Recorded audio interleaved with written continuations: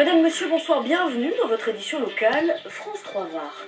La démocratie en spectacle hier soir au Conseil communautaire de Sud-Sainte-Baume. Il faut dire que le dernier conseil avait été très mouvementé et qu'il a laissé des traces. Explication. Enfin, un conseil communautaire qui attire du public, pourrait-on dire. Et pour cause, le 21 juillet, ici même, cette conseillère communautaire exprime des réserves quant à la présence de Gabriel Tambon, l'un des vice-présidents, dans la commission de délégation de services publics, au motif que le maire du Castellet a été jugé dans une affaire de harcèlement dans sa fonction de maire. J'ai simplement fait remarquer qu'avant de lui faire intégrer une commission, peut-être on aurait pu en discuter, réfléchir à la situation, d'autant plus que l'urne circulait avant même qu'on ait pu parler. Une réflexion qui n'a pas été du goût du président, trouvant, je cite, indécent et ignoble l'attitude de la conseillère, à qui il demande alors sèchement de se taire.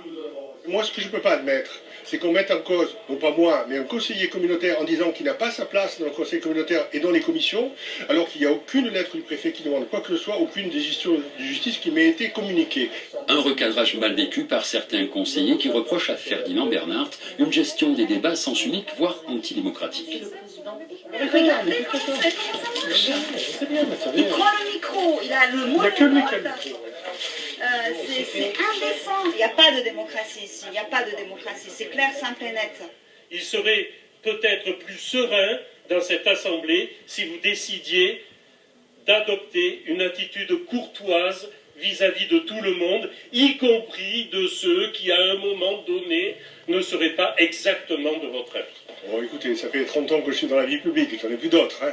Vous savez, je crois qu'il y a des personnes qui ont besoin d'exister, donc elles parlent à tort et à travers pendant les séances du conseil. De temps en temps, il faut les recadrer un petit peu. Ces moralistes petits pieds, comme les appelle Ferdinand Bernard, donneront, quoi qu'il en soit, du fil à retordre au président de la communauté de communes Sud-Sainte-Baume, au nom de la liberté de parole.